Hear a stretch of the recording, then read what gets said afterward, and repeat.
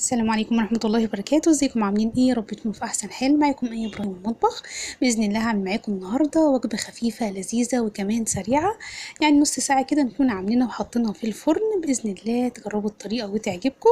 تعالوا بقى كده نشوف الطريقه، بس ما تنسوش اللايك والاشتراك. يلا بينا نشوف الطريقه. اول حاجه بقى معايا كده 4 حبات من البطاطس، ومعايا كمان جزرتين. هبشر بقى البطاطس بالشكل ده.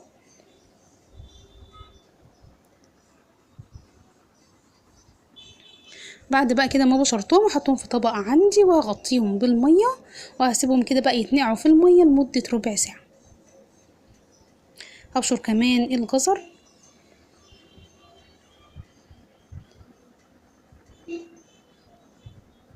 احطه برضو كده في طبق عندي وهسيبه على جنب، هحتاجه كمان شويه. بعد كده هجيب بصله كده متوسطه، سواء بقى احمر او ابيض اللي انتي بتحبيه. هبدا ان انا كده اقطعها لمكعبات صغيره.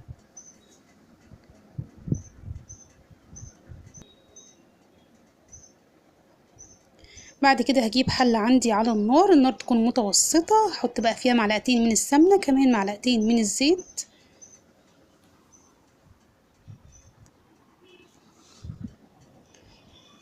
وهنزل بقى عليهم كده بالبصل المفروم او البصلايه يعني اللي فرمتها. هبدا بقى ان انا كده اقلبها، يعني مش عايزاها تصفر، لا انا عايزاها بس تدبل معايا. بعد ما دبلت بقى هنزل عليها بالجزر. هبدا برضو كده اقلب لحد برضو ما الجزر يدبل معايا. هنزل عليهم بالبطاطس اللي احنا نقعناها لمده ربع ساعه. بس بعد ما نقعتها ربع ساعه صفيتها في مصفى ناعمه لمده 5 دقايق. ضروري جدا اني اصفيها كويس عشان يعني الوصفه تكون كويسه. احط بعد كده معلقه صغيره من الملح، معلقه صغيره من الكمون، وكمان نص معلقه صغيره من الفلفل الاسود. تقدري كمان تستبدلي الكمون بالبهارات السبعه، يعني معلقه صغيره برضو من البهارات السبعه. طب بعد ما نزلت بالتوابل يا دوبك بس هقلب كده تقلبتين، وبعد كده هقفل النار وهنقل الخضار عندي في طبق تاني عشان يهدى من الحراره بتاعته. بعد كده الخطوه اللي معايا هجيب بقى كده بيضتين، وهنزل عليهم بنص كوبايه من اللبن.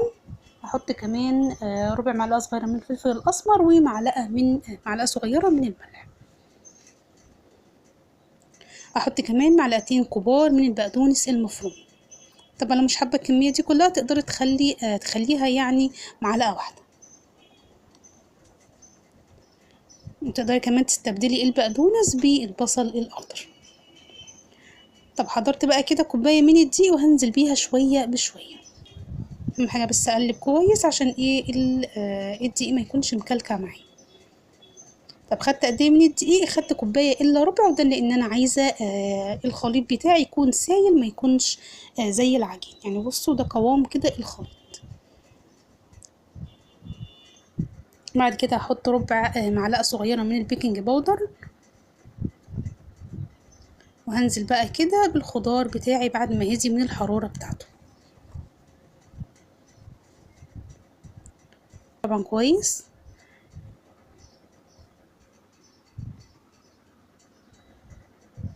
طيب بعد بقى كده ما قلبتهم هجيب صينيه عندي مقاس 30، وتقدر تستخدمي اي مقاس انت حباه.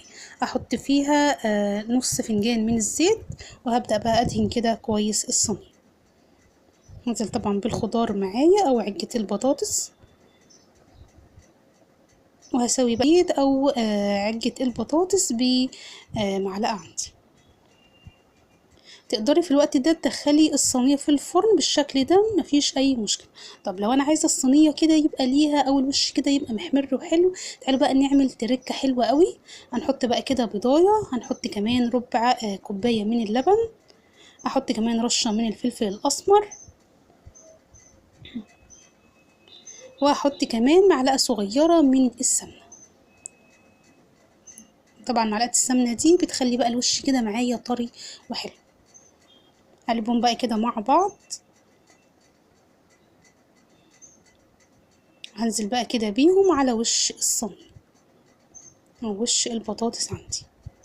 احطهم بقى كده بالتساوي، وهبدأ ان انا احرك بقى كده عندي الصينيه يعني كده ايه يمين وشمال، بحيث اضمن ان الخليط اللي انا عملته ده ان هو يبدا ايه يتوزع كده بالتساوي.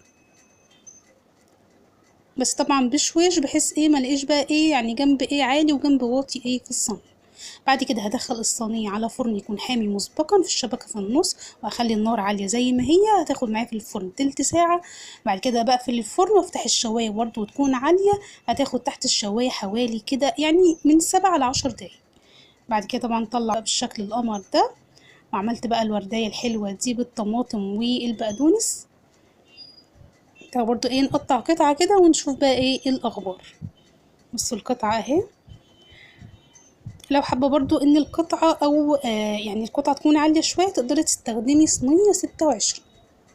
بصوا اهي، انا طبعا ما تقدرش معاكم في الفيديو، بس هي طعمها حلو جدا.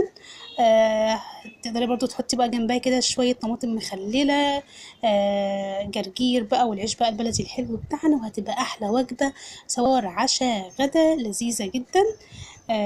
جوزك واولادك هيحبوها. اتمنى طبعا الطريقة تكون عجبتكم. السلام عليكم ورحمة الله.